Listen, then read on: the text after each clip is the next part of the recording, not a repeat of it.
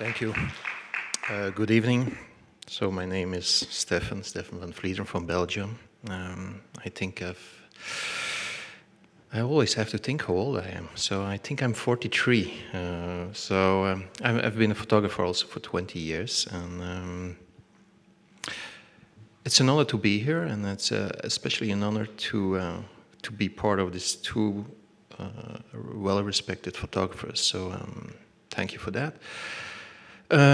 What I wanted to show tonight is a little bit of work, and I regret already I didn't bring more work from the early days with me, but I want to show some things. And also maybe what may be most interesting is what I want to show is like there's sometimes evolution in work. And I also wanted to be a war photographer when I was young, but I'm not. Well, I tried to, but luckily I understood that it was nothing really for me. I was attracted to it, but I feared the fear. So I decided not to do it, and I decided I went to conflict zone as a photographer for a newspaper, and I see some similarities with Paul and also with Jan, and the big difference is maybe that, like Jan, he continued doing that, and he really go far in it and really deep in it, and I see some similarities with Paul, like working in his own country and working abroad. So so maybe let's see some pictures. I'm going to show you an old story that I did about hobos. Like it's people who were jumping on trains, on freight trains in America, and it's like it has a long history in American life, like from already from the 30s, when people were jump on trains because they have to move because of the crisis in the 30s. So and people still do it, and unfortunately, because of 9/11, it's a little bit less and more difficult to do it because they kick really, the police is really kicking off and about security. But in 98, I think it was 1998, I did it with a friend, journalist, a writer, and we went there just like that. We heard about it. It's probably still, people are still doing it. So we went there, and that's what we saw. So I will show you.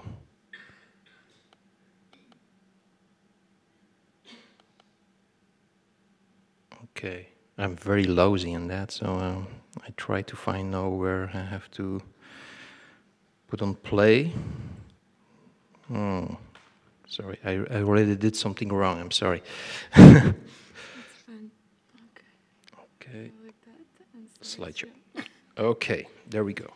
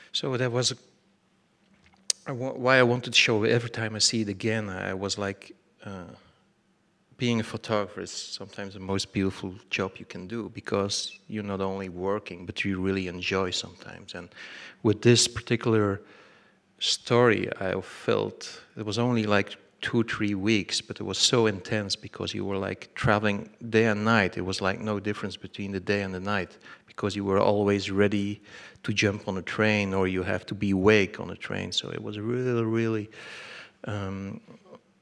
intense, that kind of way. And yeah, I'm always happy when I see them, because it's also a kind of freedom you feel in the pictures, and also in the people you meet. Like some people were a lot of old veterans, Vietnam veterans, but also some people who are like students and are more involved in environment things, and some people also on the run for the police, or some also drug addicts who had some problems and run away from places. So, but I was working like with the small format camera for a long time, and I went also to places like Rwanda, the genocide, and Afghanistan, and Africa a lot.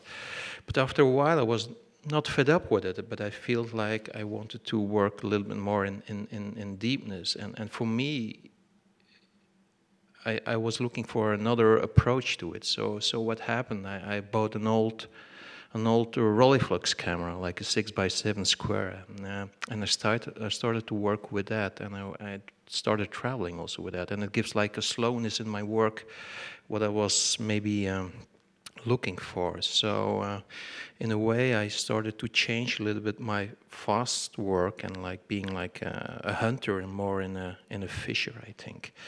So then I went to a place like Colombia. And that's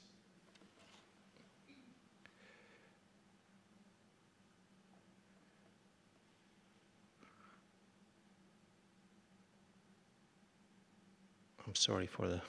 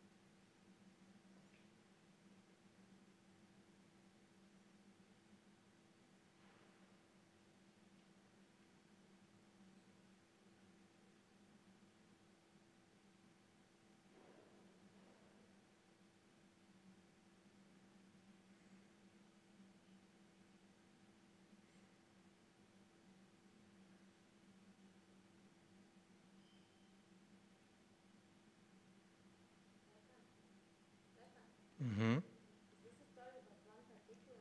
Yeah, it's 3 places. I was there for. Yeah, I'm sorry. It's so long ago. I see my own work about that. I was there for an NGO called Médecins Sans Frontières, and there was like 3 parts. There was like one village in deep down in the forest, and there was one place called Saiza.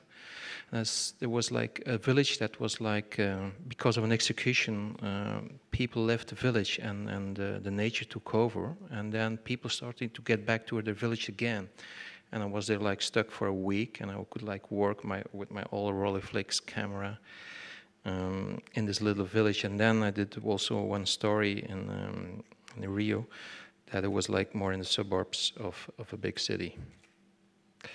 But you can already feel that portrait is getting more and more involved in the reportage style. It's still like a kind of a mixture, but it's.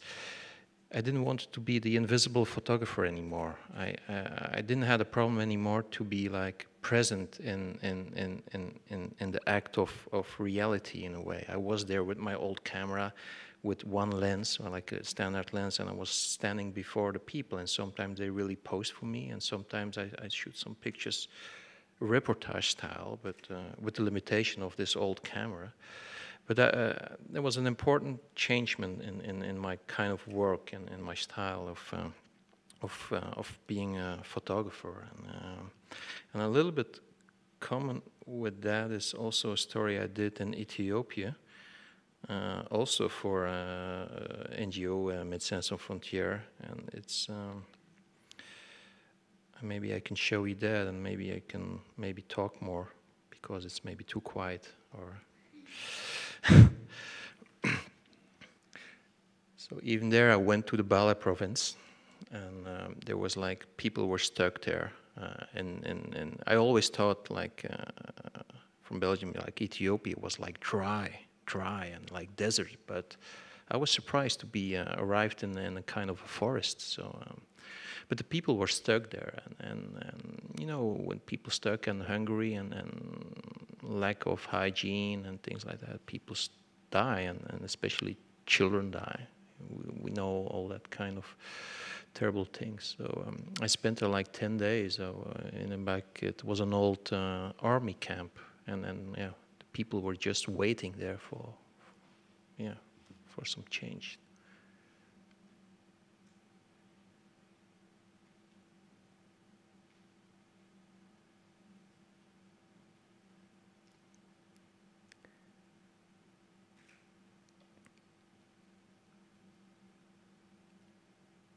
So here somebody died.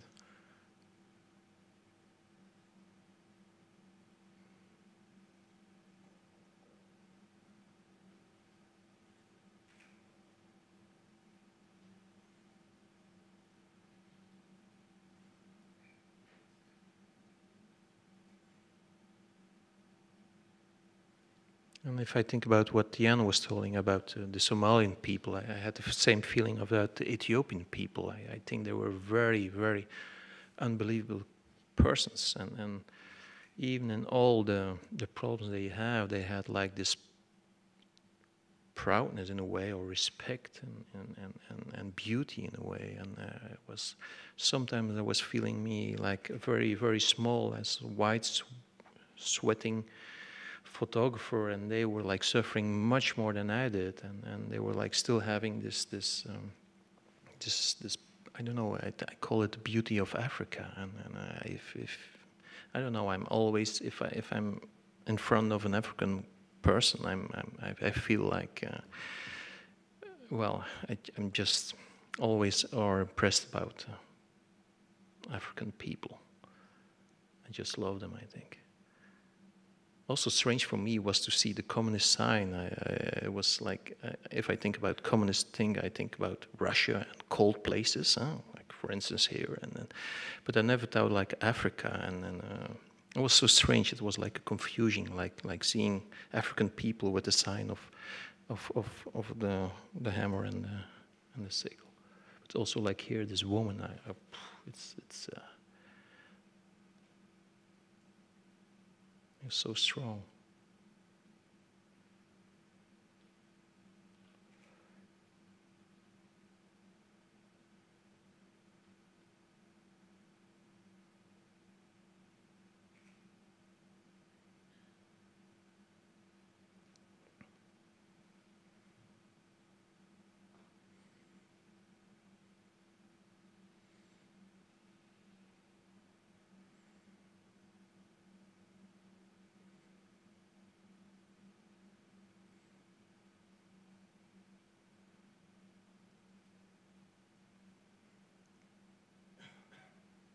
Okay. So also what happened meanwhile is it's not only changing of photography, but your own life was also changing. You, like Paul, I was also working for a local newspaper of my country, and but for me, after a while, I was a little bit fed up doing the same things all the time and to meet the same people all the time. So it was also changing. Also, I became father of 3 children, and I was also thinking, okay, what now? And then I say, okay, let's do something about my country. And I live in Belgium. It's a small country, and it's always an advantage to live in a small country because you can. Not you can say you know your country like an expert, but at least the distance is okay. So I'm able to drive where I used to live in Brussels, in the middle of the center. I could drive everywhere in the country in 3 hours. So that means that wherever I wanted to go, I could go there. So I really had that feeling that I was like playing a box match in a way. That you'll have this place where the 2 boxers are fighting, and so I was the photographer, and my adversary was like my own country. So I decided to travel less and to really work hard on my own country. And I remember people were saying, "Come on, Stefan, what are you doing? Why you don't travel anymore? It's so interesting, and what are you doing in your country?" But I really believed in it because it's difficult to work in your country. I think Jan told me he couldn't do it, but it is quite a challenge. But I had to do it. So I just want to show you a film of Belgium. That's a project called. It's also been a book about it, and I just show you the little film that a friend did of the exhibition, so you have an idea a little bit what I photographed in my country.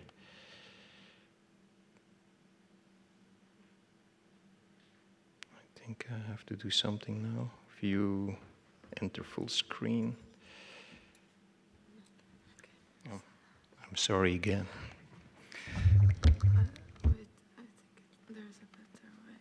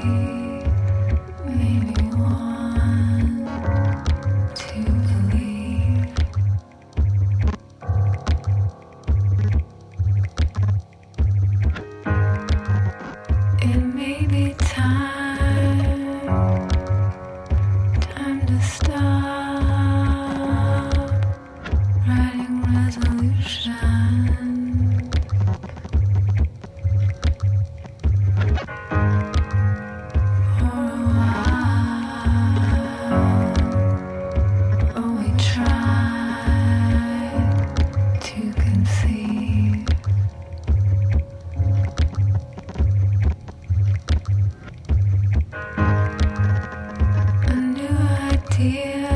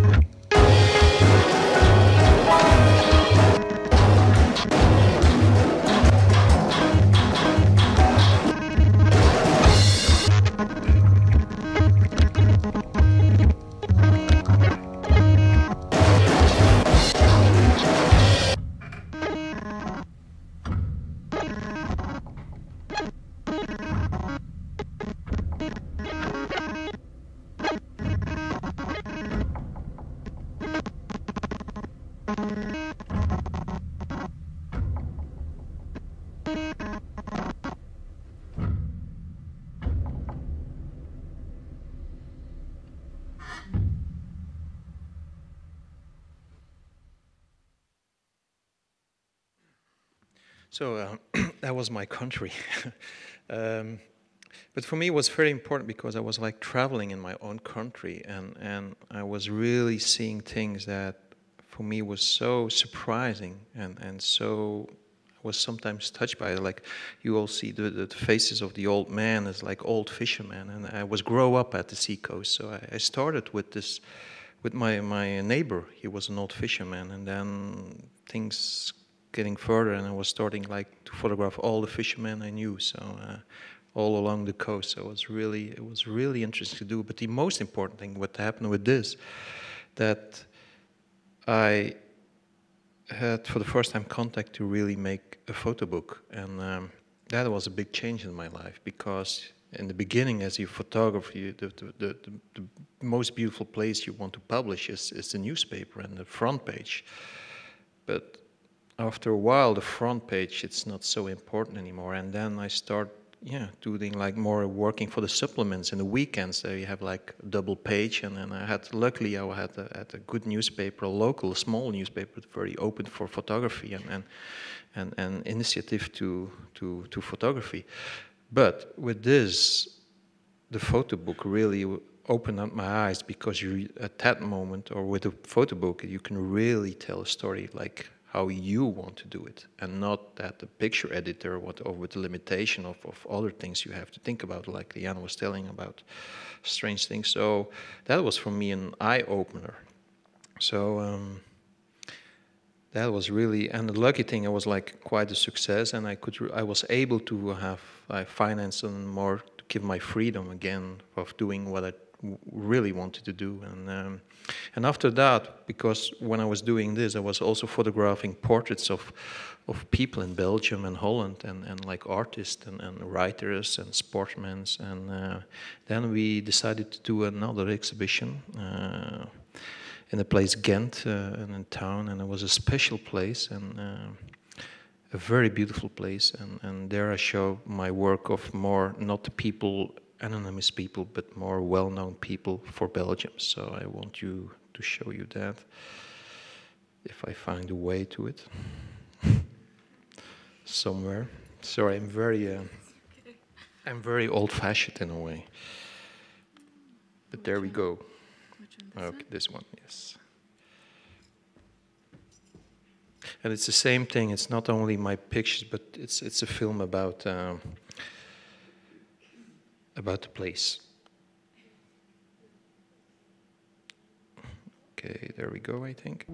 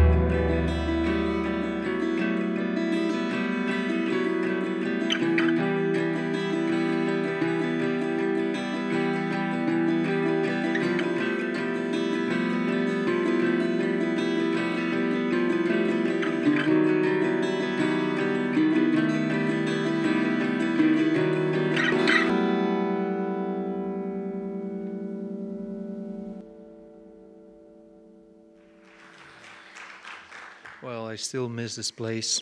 It was, I think, probably the most beautiful place I will ever exhibit. So the funny thing about it was it was raining inside, and it was also cold, and every Monday when it was closed, I have to go there to shoot the pigeons. So so it was a little bit I still miss it if I see it. So that was all the persons, for well-known persons. I don't know if you recognize some of them, maybe only Eddie Merckx, but all people who did something in Belgium or write or anything. So I also made a book of it, and a lot of people went to the exhibition. So I was able to be like still more independent, and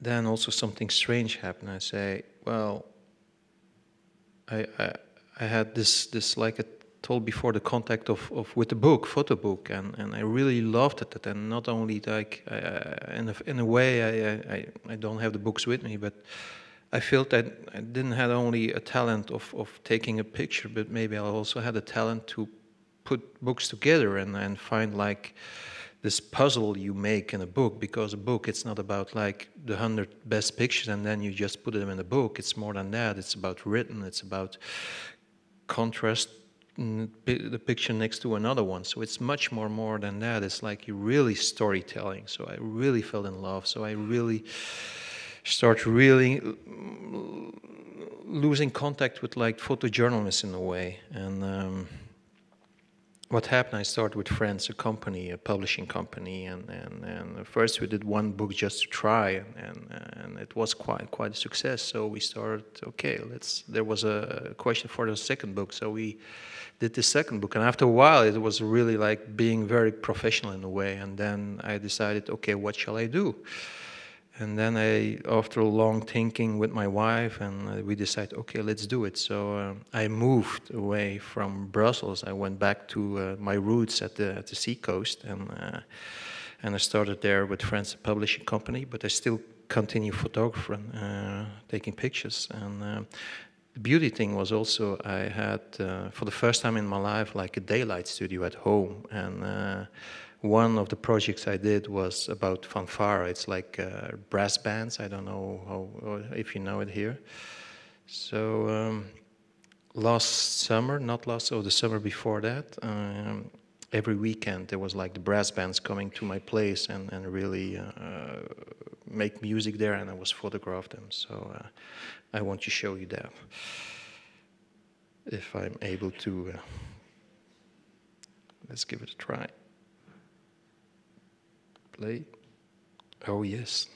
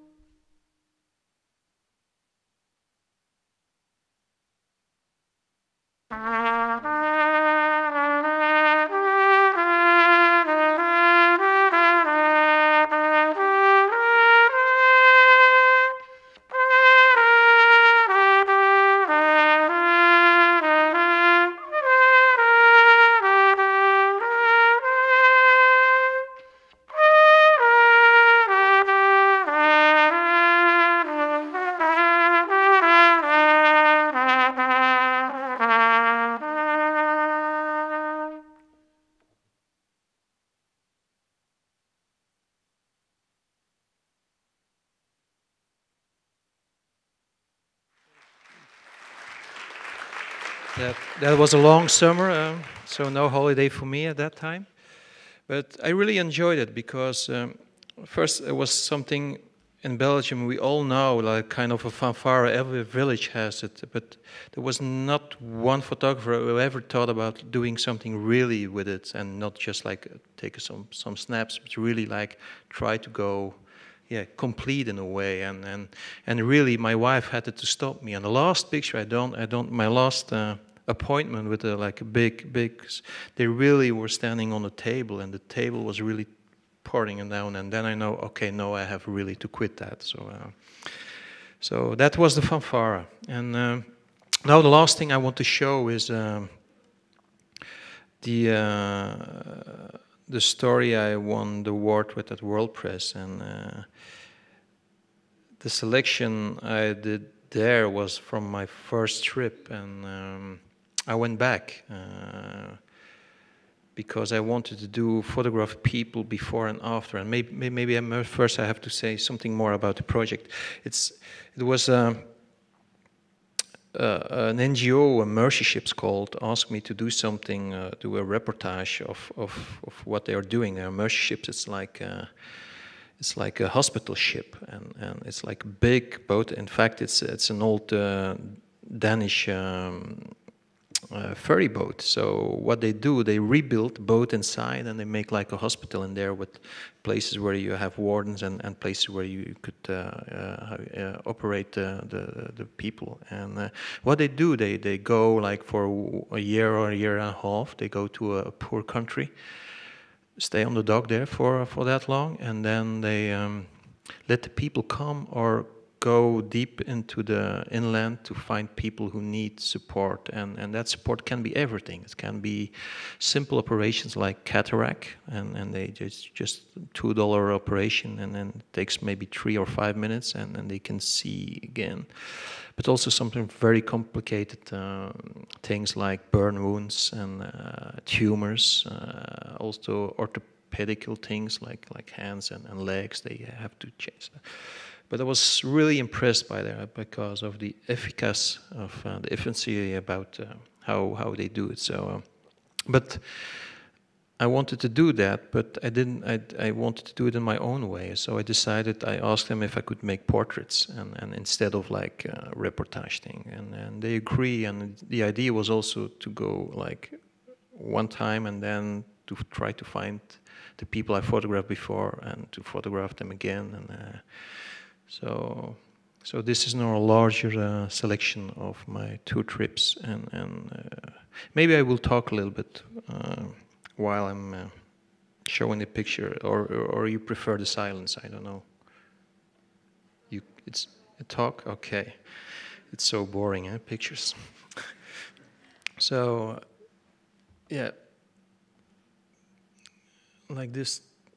Well, I have to stop that if I want to say something. Like the first picture we saw with the vinyl, and this picture just before, it's the same person.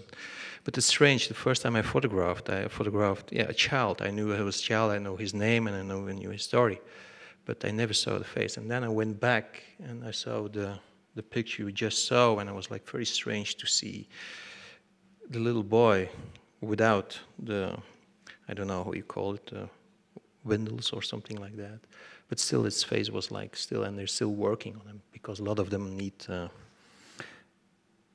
more operations. I don't know how to, yeah, okay.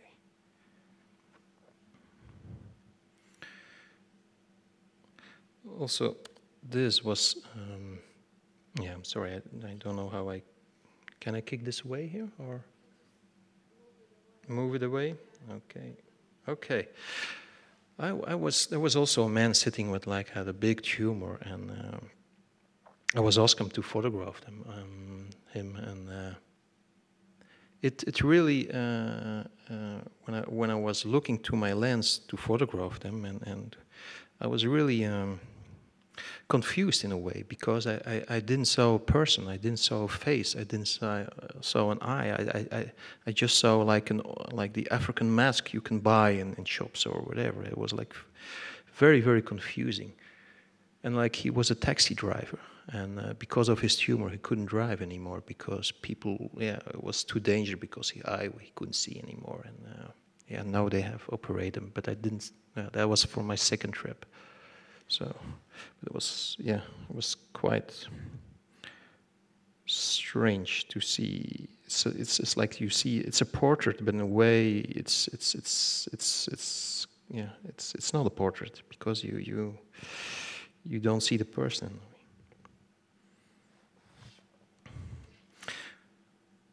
Also, this little boy was really a typical accident. What happened in Guinea? Oh, by the way, it's Guinea, West Africa. It's like it's a small country, but it's very poor, one of the poorest in Africa.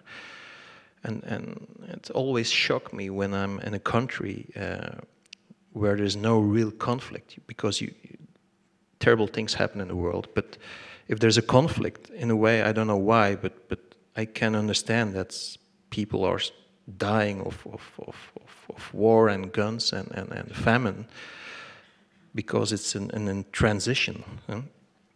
And a terrible transition sometimes, but sometimes it needs to be transition.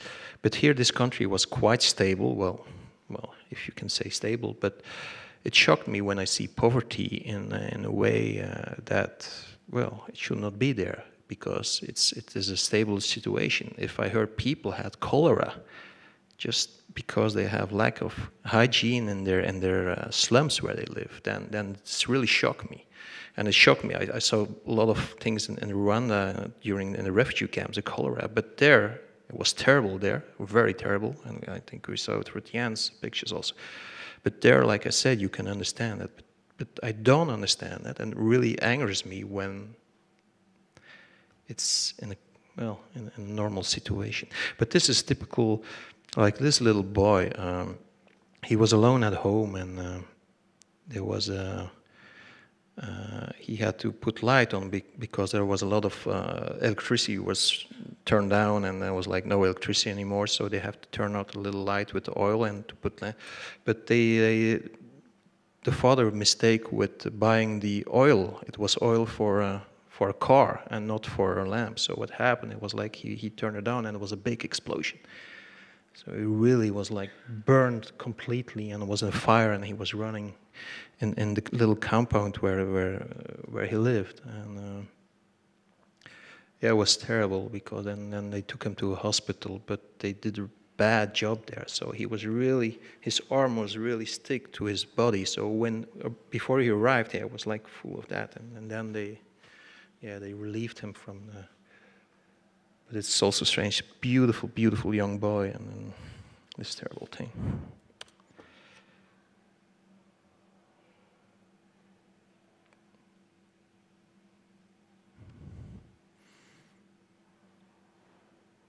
So this woman was like really stuck because of burn fire. And it's amazing. I saw some pictures like from this woman. She's a beautiful woman, but the picture before, she had like this. I don't know what it was, but it was like something terrible, and now she found her proud back. And that's always a good thing, to find your proud back.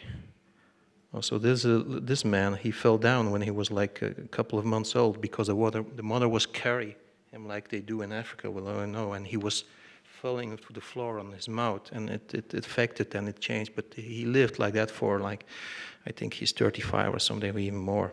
He lived like that, and now they are fixing him. Also, this is really a terrible story in a way. She had an epilepsy, attack, and she was busy with cooking.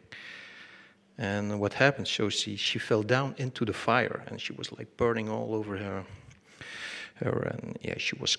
Well, she had she was completely, I don't know how she survived, but she did. But the most terrible thing was what I didn't understand is like she was there with the daughter, and it happened like, I think 20 years ago, and she had like the daughter of, that was a little bit older. So what happened, she was being raped after this accident. And she had a child, so I was shocked by that to hear that, and it happens a lot that raping in bad conditions. So well, she had a lot of pain, not only because of the burn, but also inside of her. Also, what they do is like transfer from other pieces. They put things on. It's amazing what people can do and doctors can do.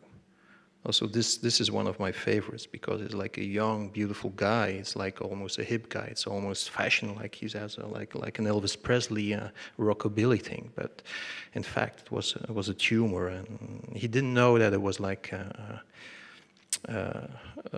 lethal one, or one who's like more innocent in a way. But the strange thing is, well, not the strange thing, what they do if you have lethal, because the cancer is really aggressive, they don't operate you because they know it will come back, so it doesn't make sense at the long term. So they only operate the innocent cancer, where they think if they operate it, it will be not lethal.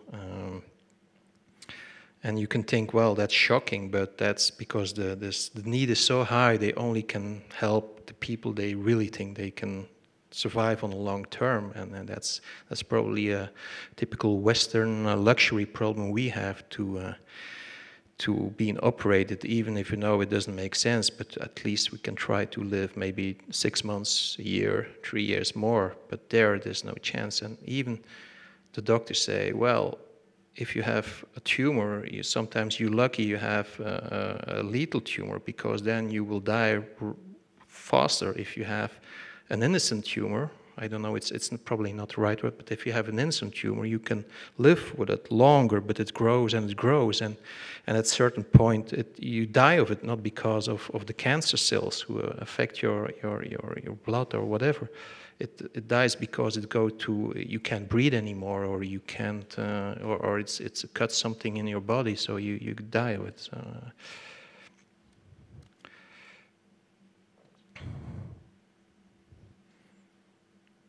Also, this man was like, you could see through his face. You can see, well, maybe you don't want to see it, but you could see the bone, and see the white thing was like it was a bone. And also things like that. Like, this is typical cataract guy. Person with just a simple operation, and he changed his life. And also there they have this Mercyship NGO. They have a special approach, what I kind of like very much, because it's a no-nonsense thing. So they operate only with older people. They only operate one eye, because they believe it's not they believed. It's like this. They can help. They prefer to help like 2 people operating one eye than one person operating 2 eyes, because I was there when I was lining up. It was amazing, like how many people. And that's also the beauty thing, that a small operation can really change your life very easy, because people can go to work again and be again in society in a way. And that's the most important thing. You have to be some useful for yourself and your self-respect, but and this can happen with $2 operation.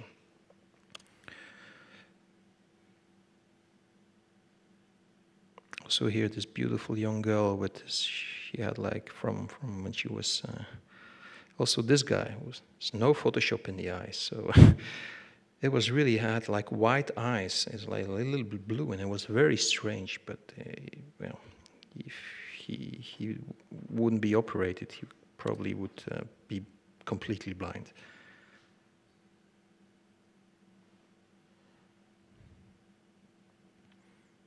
It's amazing how many eye problems there are, and we forget, like, some things start very small in a way, and it's just a little affection, but if you don't take care of that, things getting worse.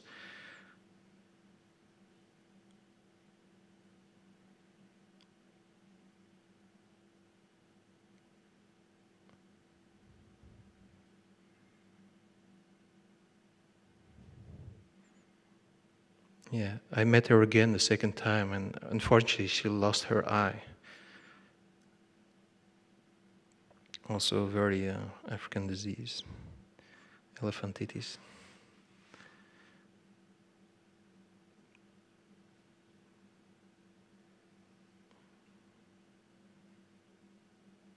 Very typical also, I don't know, how's the lip? They what they do operate right away if you're young. Like this little boy, I don't know if, well, maybe the picture is not there, but I met him again, and he was just a different boy. He was able to write because he operated one hand already.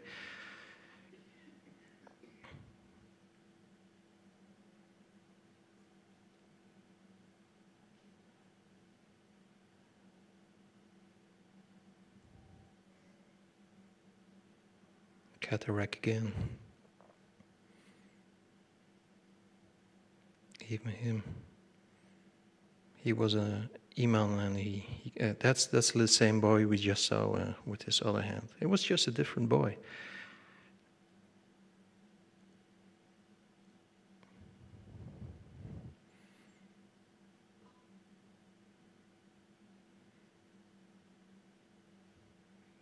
Like this was also Mr. Fofana. He was really a friendly man, and even with his strange skin, I saw him almost every day, and I really get along with him. And it was, even if you think, okay, some people are shocked, but after a while, the strange thing is it's also like a doctor. After a while, you don't see it anymore in a way. Of course you see it, but you don't, well, you look through it in a way. And I remember one of the last days I met him again on the dock, and I was like I was hugging him, and I was like touching his pole, and I was feeling, oh yeah, oh he has some things on it. It was so confronting in a way, but he was an amazing guy. He had two women, and one left because she couldn't cope with it anymore to have a husband with this disease, and they were operating him all the time, but it was, in fact, it was too much. The biggest one they already operated before, but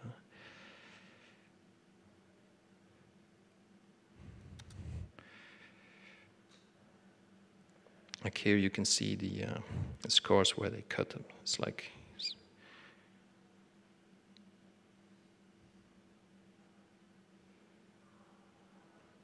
Mrs. Makona. She had like a goiter problem. She was so beautiful, also in her dress. I was so like this guy was a doctor. He had an eye problem. Well, this one for sure too.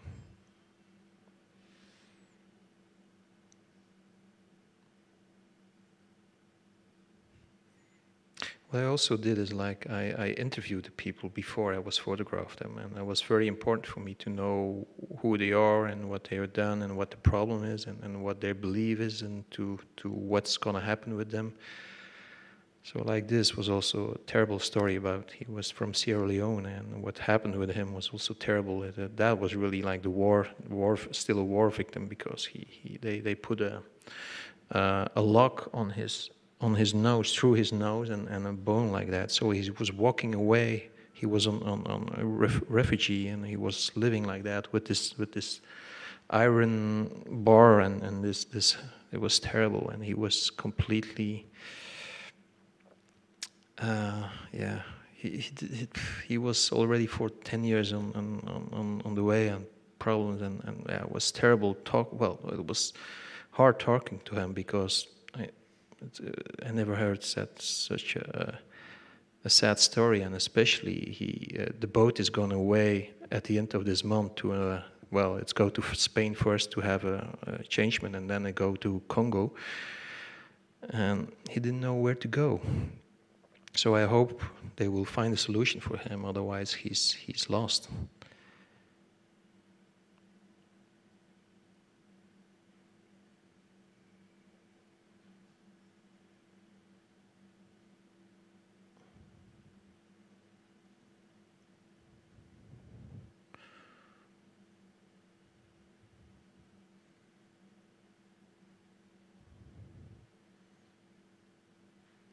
Look of this proudness. That's what I mean if I see an African person like this. They have something.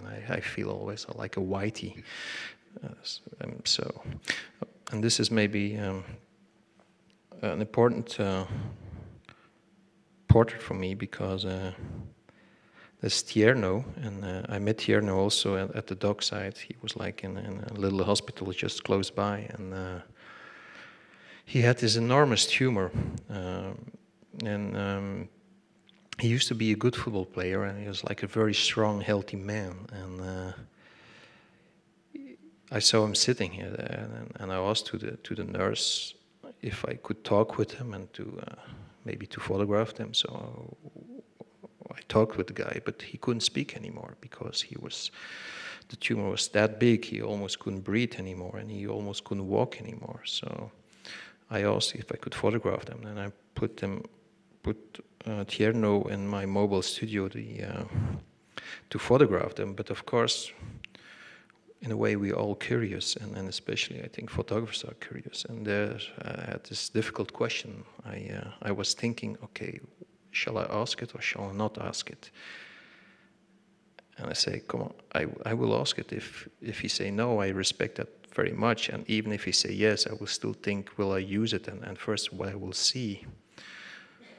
So I asked him, and he agreed, but he wanted like just me and somebody else, and like not other people around, because he was very ashamed about his sickness, and that's what we saw, or that's what I saw at that moment. And maybe it's shocking in a way, but I think sometimes we have to shock as a photographer, because you see some, like the pictures we saw of the people, sometimes there's a beauty in this somewhere, and I want that there's a beauty even if they have a problem, but sometimes you can be blind of the problems there are. And I decided to show this picture because it has to be a slap into the face, and I think photography can be useful for that. And Jan do it on his way, Paul do it his way, and I try to do it in this way. So this is Tierno. But I went back to visit him, and I photographed him because I knew he had a little chance to survive, because he was losing weight, but he used to have like 72 kilo before, when he was a football player. But he was losing weight, and he was like, at the end it was 42 kilos, but they wouldn't operate him because he was too weak, so he had to gain more. He had to become 50 kilo. But the problem was, for more he started to eat, and they give him, but I don't know how you call it, but the more they get a little bit stronger, the more the tumor get growing faster. So there was like a visual circle. So they decided, okay, let's give him food, and it was growing very fast. It was amazing, apparently. And even then, when they operated, he had like a 50% chance to survive, because it was already so close to, I don't know how you call that, but where the blood is going up to the face. So even he had 50% chance to die on the operation table. So yeah, they operate him when I was back again, and yeah, the tumor, if I go too far in details, but it was like around 3 kilo. So you can imagine how difficult. He couldn't breathe anymore. It was like, it was terrible. But that's how he looked. That's the same guy when I was visiting him back again. So now I see a human being again, and that really makes me happy. He still had this little thing for his eye, because his eye was still like a little bit down, and he still had that. But now he's operated for the last time, so I think he's quite good now. And in January, I go back to visit him at home and to photograph him again. So I just thankful for allowing me to photograph him, and also the other people. And we never can forget that being a photographer, it's like Jan said, it's not about us, it's not about how good we are, it's about the things we photographed. And it can be people, it can be conflict, it can be nature. But we have I don't know how you call it, but we have a duty to do our best, and I hope we do. Thank you very much.